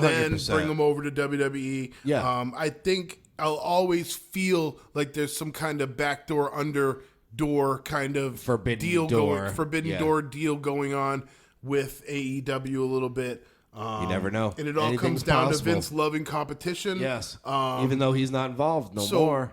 for the Nah, last nah. year. Yeah. But this AEW thing's been going on for how many years? Been going on So the for roots might have already been there. 4 right? years, I think. Now. I'm hearing phone calls. I watched the Paul Heyman segment. I'm Yes. hearing about how he used to call Paul Heyman in a private room, talk about ECW. Yep. Who's to say that he wasn't doing the same thing with Tony Khan before Right. the fallout, and Yeah. that's just been passed on to Triple H or Very, something like very that? true. Very, very true. You can continue. Yeah. My tangent is over, but It's true. There's something weird in the water right now. Or maybe they won't. I'm sorry, but maybe they won't participate with WWE, and that's why they're doing so badly right now. Yeah, right now they are struggling. The learning tree, though, Chris Jericho and Big Bill, they get a win. Now, they have a tag team name? Well, Jericho's new stable thing is now the learning tree. And Big Bill's Big in it? Bill wants to be part of it. Jericho tells him he has to keep proving himself to, maybe he'll consider it. Who's in it? Right now it's just Chris Jericho. Oh, that's cool. Yeah, he's just You know what this reminds the me king of? of reinventing himself. It though. reminds me of School of Rock, Jack Oh Black. yeah, dude. Yeah, I'm starting a 100%. band. You want to be in it? Who's in the band? Yeah. Just me. Yeah, yeah.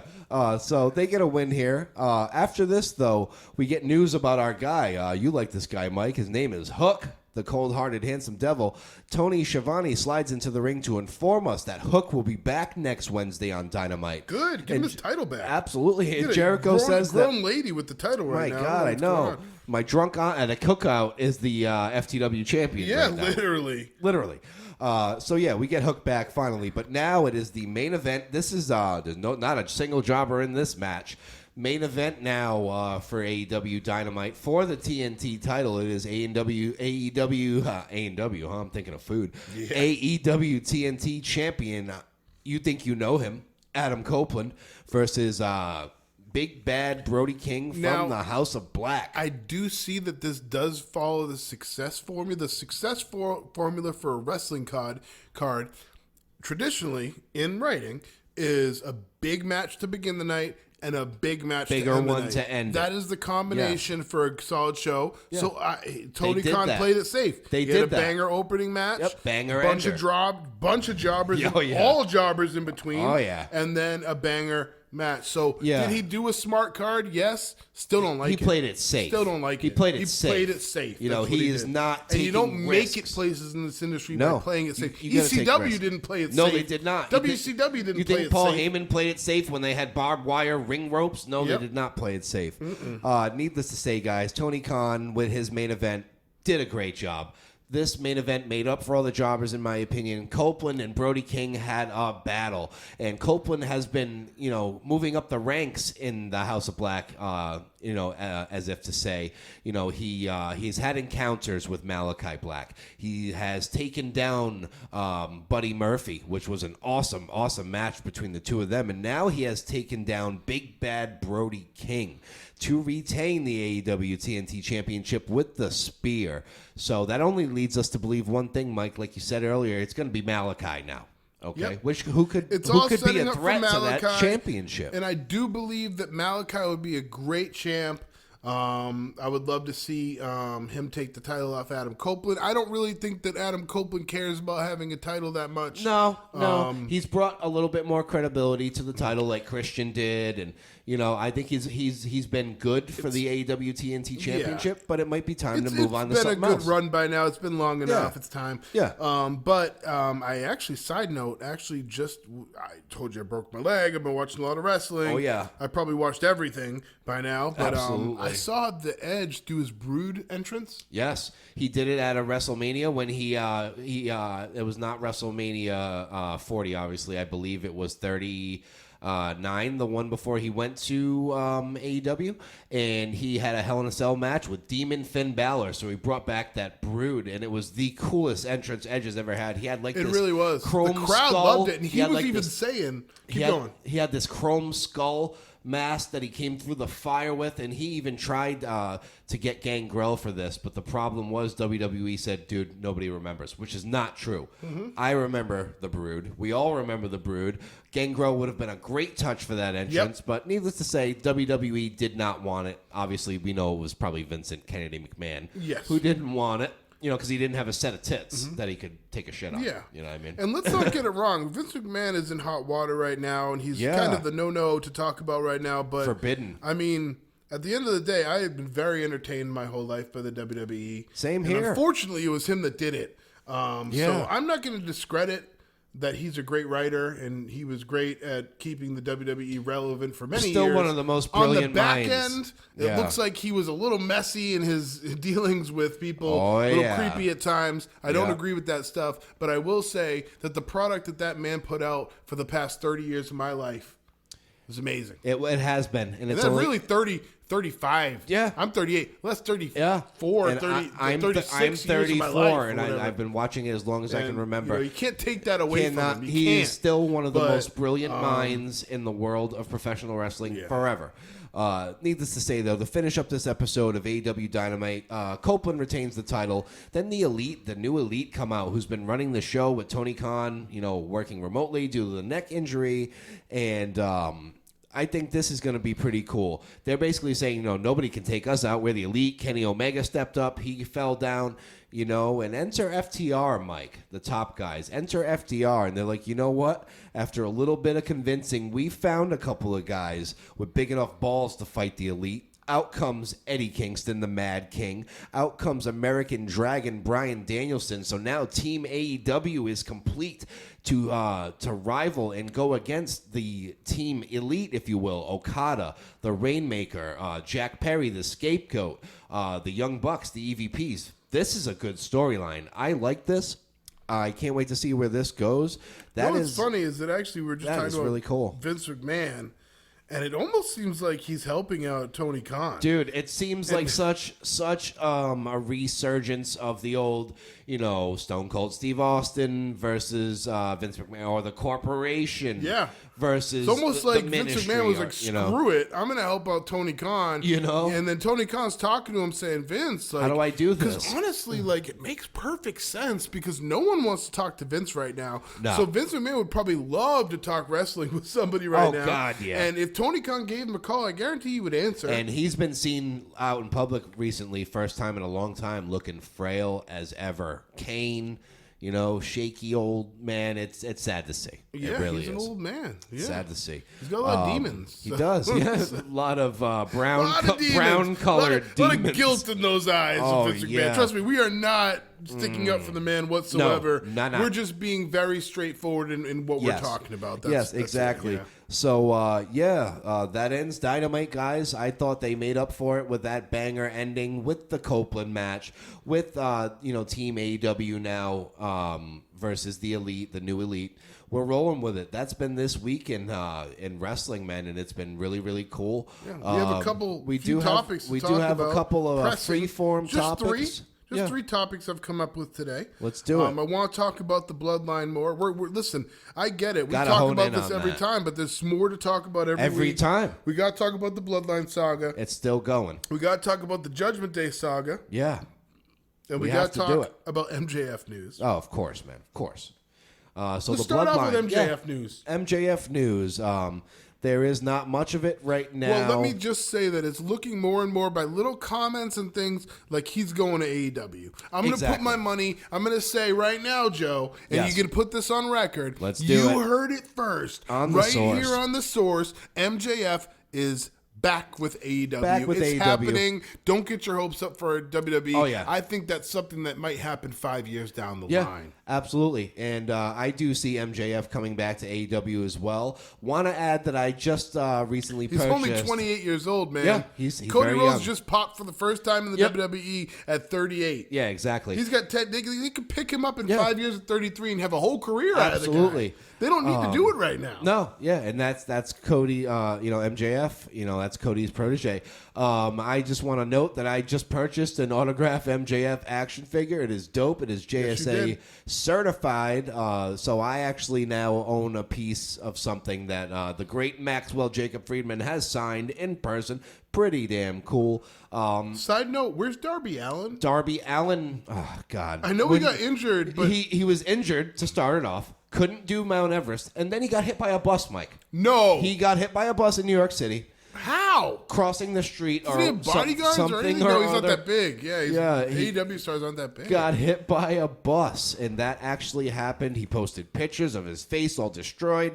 Probably needed a few procedures, and he's doing okay, though. He just got a new tattoo. He added to his face/side of the head tattoo, so he's healing up, and I'm sure we'll see crazy-ass Darby Allin back soon. Without Sting. Sting was like his dad. He kept him out of trouble. He took him under his wing. Now that Sting's gone, Darby Allin is just doing all types of weird shit. MJF, though, did share an Instagram post recently, Mike, where it was a picture of Kevin Owens, better known at the time as Kevin Steen, back from his ROH days, maybe saying that, hey, Kevin Owens, you should come to AEW. Your contract is ending. You know what I mean? Imagine the program between MJF and KO. Imagine that. Yeah.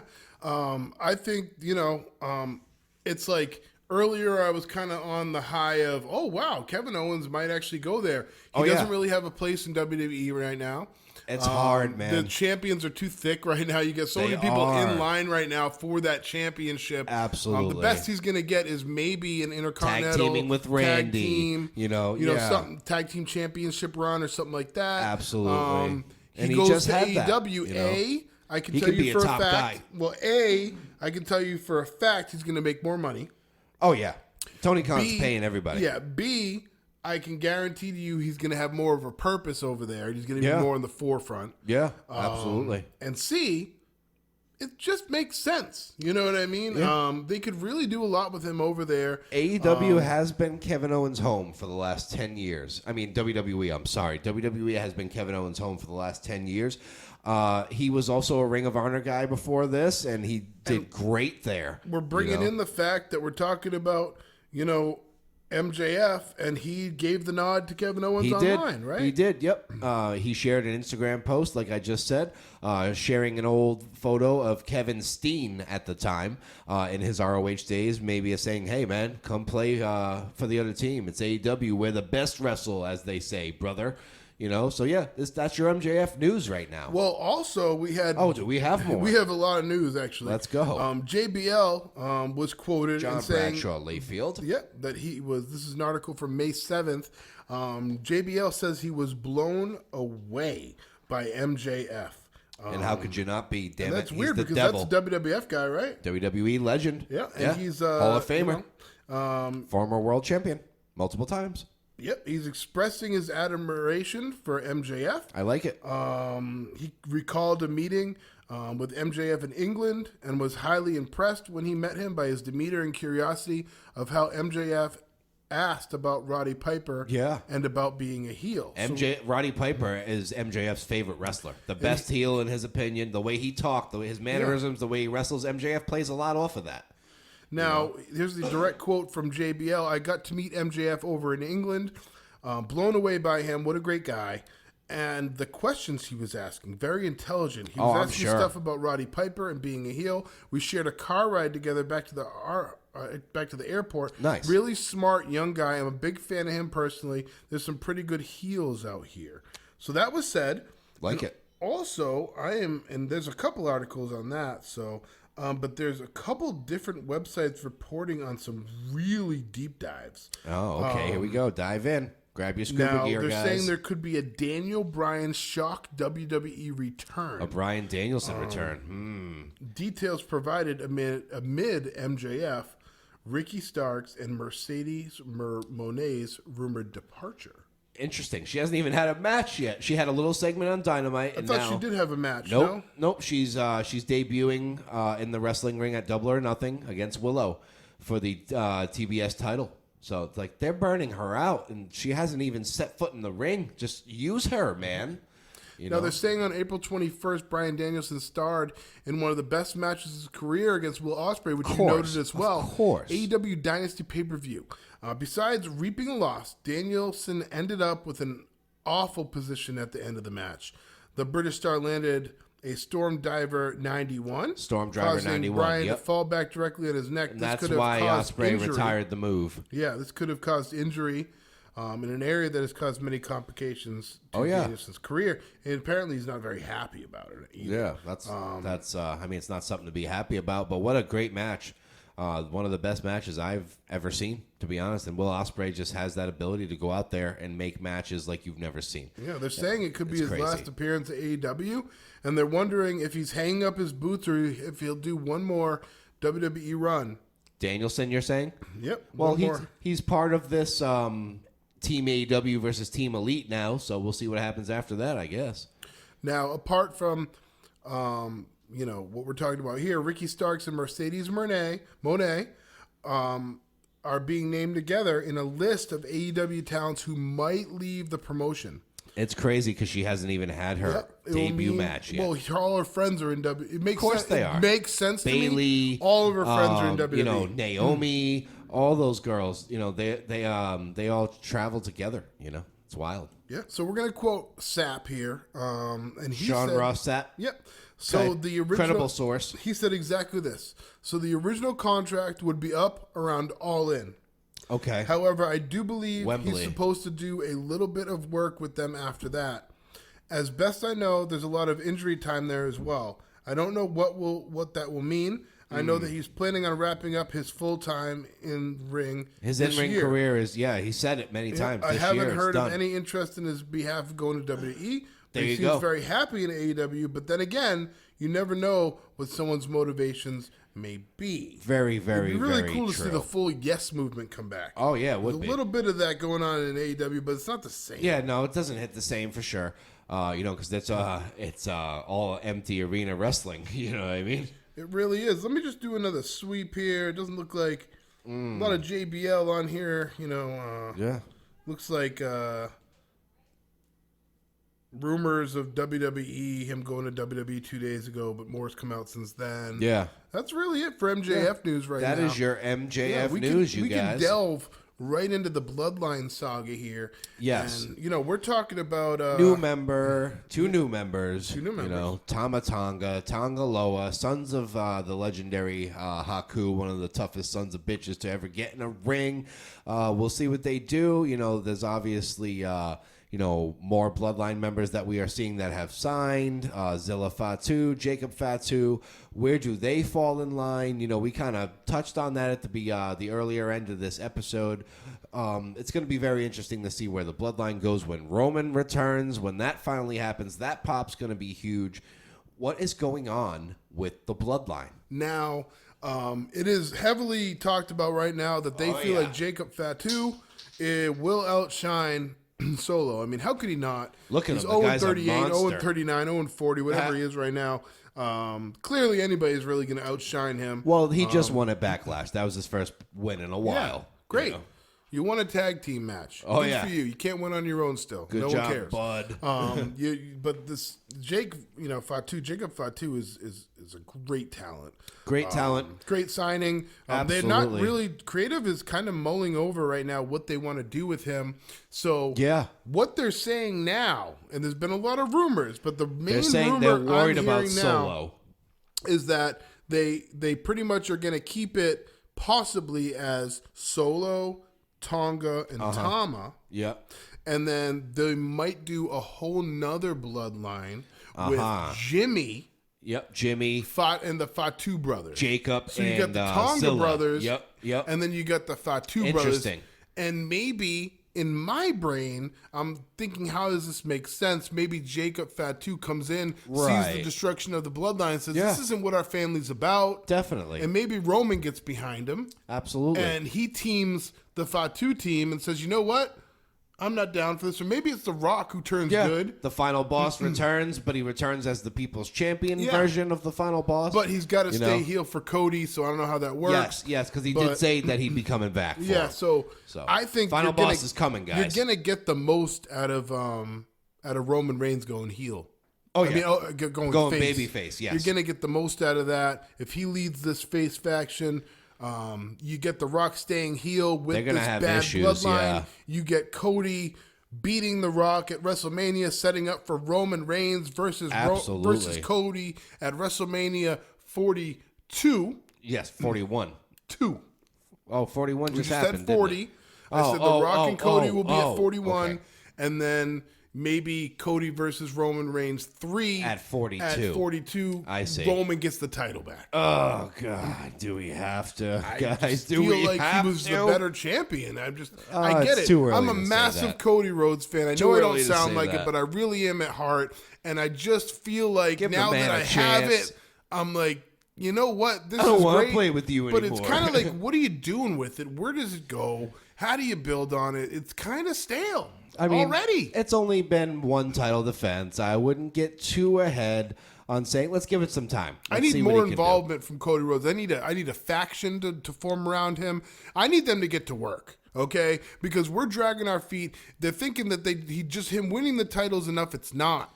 This has got to carry on. It all begins now There's because layers. now he has to. Yes, there's Like layers Roman to Reigns this. says, there's levels to this, Yep, there right? sure is. There's levels to this, he says. Yep. And the levels is that Roman Reigns did something different every year to keep himself relevant. He did. And this first year from Cody's a big one.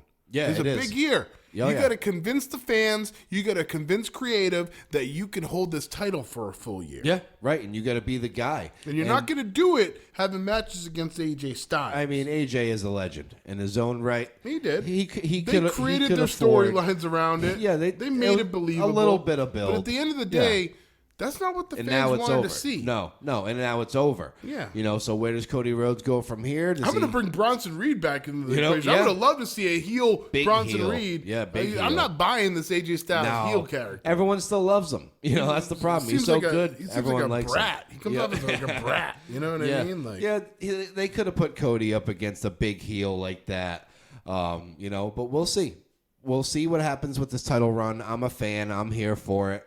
It's only been one title defense. I think we need to just really let it just play out and see what happens. With this new prediction of the 3-3 I've come up with, it would eliminate Jey Uso completely from the equation. Yes, right. And I don't think he's you need off him on in his it. own. He's main event Jey Uso now. He's doing his thing now. He's eating popping all hard. over the this place. This could mess it up for him if he involves himself in this. It could. So I say you play it safe. You keep him on his run.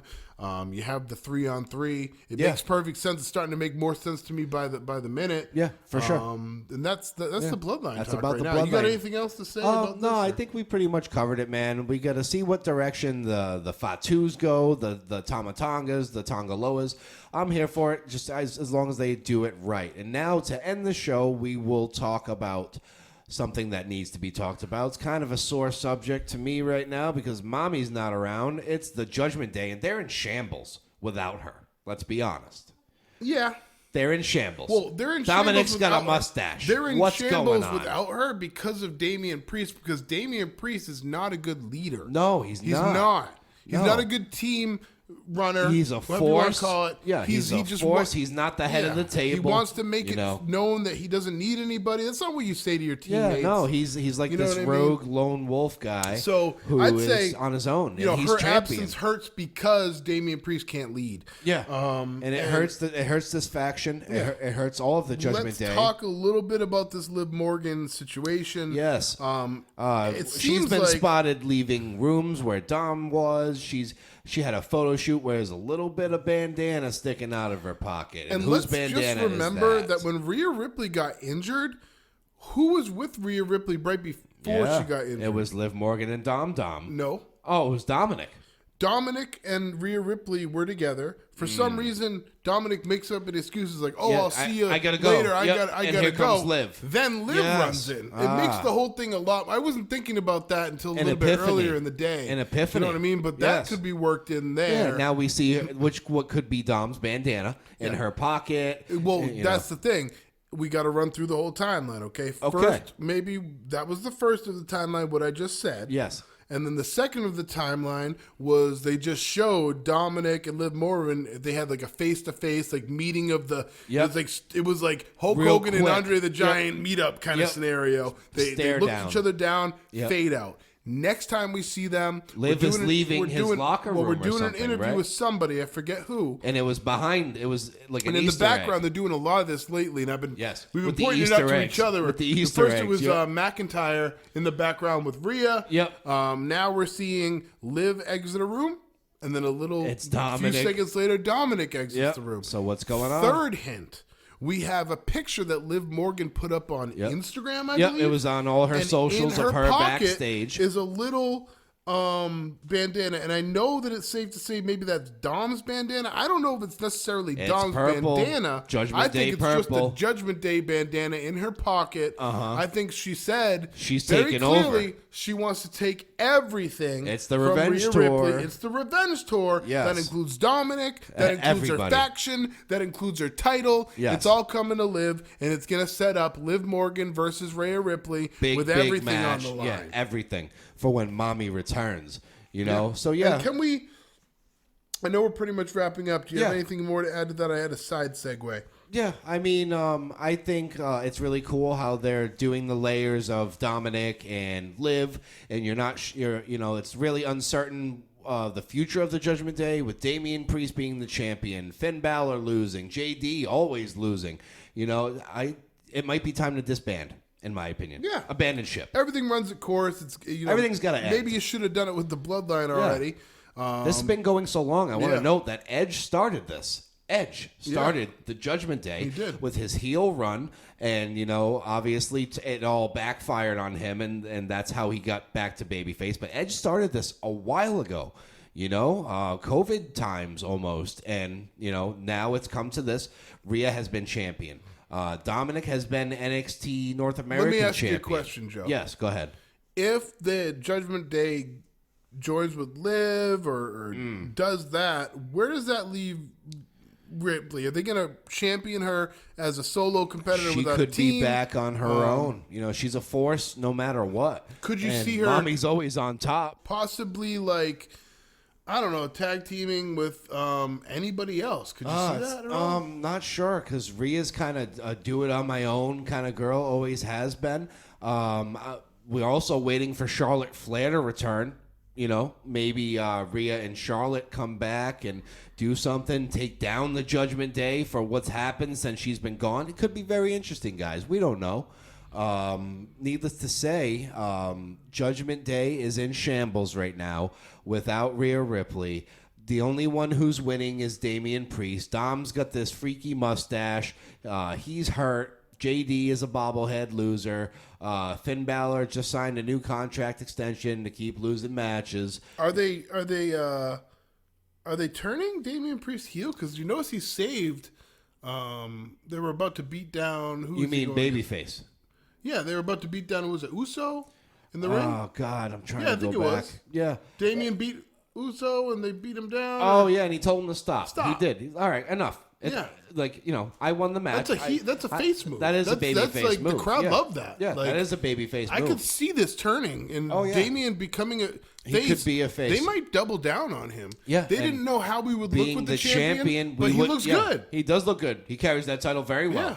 I'd like to see him maybe not drop it to Drew right now, but that's happening. Eventually, that's happening. He's dropping it to Drew. They might change their mind. Oh, they might. That might be the plan They're now. They're high on Priest, but is what I hear. Damian Priest shirts keep selling.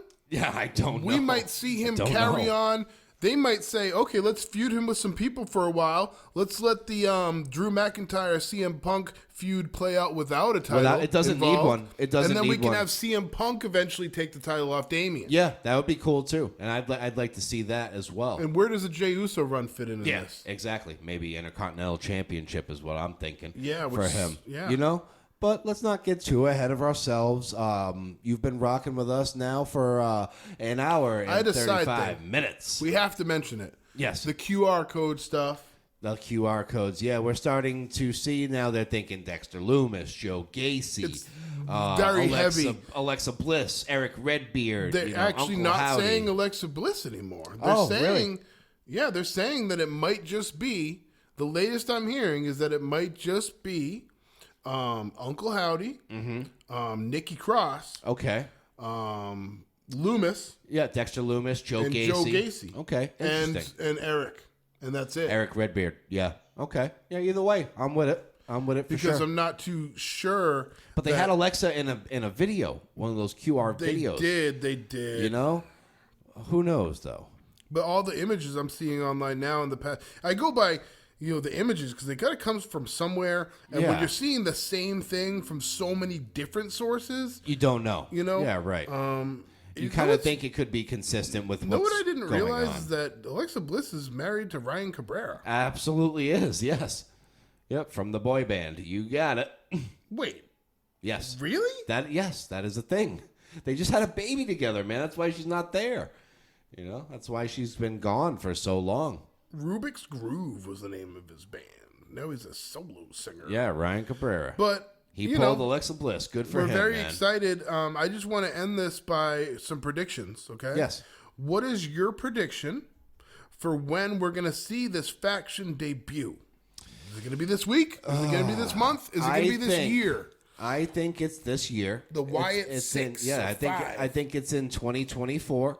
I think it may. I think it's definitely this year. Yeah. I think it may be as far away as SummerSlam. I think there's still a little bit more. I think we're setting up for one of the most massive SummerSlams. Oh God, yeah. Ever. There's a lot of build going into it. Yes, a lot of little things you got to catch on to, but I don't think it's ready yet. Hopefully they do the legacy of Bray Wyatt justice with this, but I think we do see it by SummerSlam. I think I that really they do, and I think that's why it's taken so long. Right. They want to get it right. And I want to hope that Nikki Cross was talked to a long time ago about all this happening. Yeah. While the documentary and she's was been being doing filmed. these creepy and things. Hopefully she's been doing because everybody's been saying, "What is she doing? Is she being punished?" Right. What's going on? Maybe this is just a deep storyline, and I'm very well, excited about that. It very well to be could honest be. with you. So I'm gonna double down on Joe's prediction. I'm gonna say SummerSlam. Let's but get it. It feels like it might be before that. You never know. It's but, getting pretty consistent every week now, but time will tell. Yeah. We will see. And you've been listening to the Source Wrestling Podcast. This has been This Week in Pro Wrestling.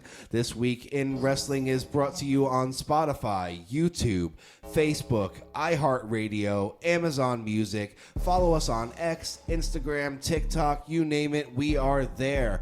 One more time, you've been listening to the Source, WWE, AEW, All Things Wrestling Podcast with Joe and Mike. Yeah, and before we leave the studio tonight, we are going to hit you with a little bit of On This Day in Wrestling History. Let us talk to you. Mike, what do we got today? And on this day in wrestling history, I'm going to give it to you fast. I'm not going to give you all the background on all these players because we are running out of time here. We're going to go right to the facts. First birthday, born in 1977, Mikado Hashi. I think it's a New Japan wrestler. Okay, fair enough. And also Hiramo Amada, 1973. Oh, we have William Regal. William Regal. Yes. 1968. Fine Scotsman. Humberto Garza. Oh, okay. I don't know. I think that might be Humberto's dad. I'm not sure. Yeah, maybe. We have Paul Diamond as well. 1961. Paul Diamond. And our own favorite. Our own Source Tito Santana. We should write Podcast to him. shout out. Yeah. You hear him at the beginning of every one of our shows. 1953. It's the Hall of Famer. Happy birthday, Tito. Thanks for the shout out once again. Mark Rollerball Rocco. I cannot say I've heard of him. 1951. Very cool. Give us this day in wrestling history. Okay. I'll give a day in wrestling history, and we'll call it. And we're heading out of here, brother. The Batmobile's outside waiting. But for now, on this day in wrestling history, 1985, the first ever episode of Saturday Night's Main Event is taped at the Nassau Coliseum in Uniondale, New York. The most high-profile match on the card saw Hulk Hogan, brother, take a DQ victory over Cowboy Bob Orton, Randy's dad, with the WWF Championship on the line. And that happened on this day in wrestling history. Wow. And on this day in wrestling history, we had a great Monday Night Raw, 1999. Yeah, great year.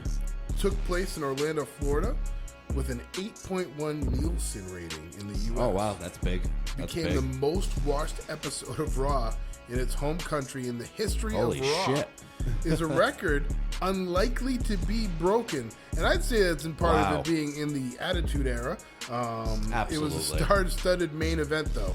The Rock, Stone Cold Steve Austin, there you go, and Vince McMahon defeated the corporate mystery team of Shane McMahon, The Undertaker, and Triple H. Oh, so it was them three versus the corporate ministry. And that's how you do it. We're talking about that with the EVPs right now. Yep. That's how you drum up great TV, and here it is right Absolutely. here. It's almost like everything falls in line when we talk. You know what I mean? Exactly. But also on the card, Deborah won the women's championship in a curious circumstances. Interesting. Former wife of Stone Cold Steve Austin, by the way. She was set for an evening gown match with champion Sable. Okay. However, the champion replaced herself in the match with Nicole Bass. Oh, God. She was a monster. Quickly defeated the challenger.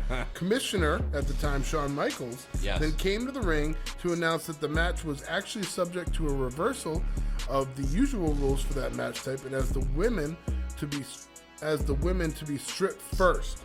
Deborah was the winner of the match and new champion. This also marks Sable's last appearance in the company until 2003. Yeah. And hold on, 2001, it was announced via press conference that Vince McMahon owned the XFL, American Football League, and it will be closing its doors after just one season. Let's throw that in there. And all that happened on this day in wrestling history. But time's up, guys. Me and Mike got to get out of here. We got things to do. We got wrestling to watch. Yeah, thanks again for letting us talk to you on The Source, WWE, AEW, All Things Wrestling Podcast with Joe and Mike. Yeah. Yeah. Till we eat again, boys. Let us talk to ya. Let us talk to you. It's the source.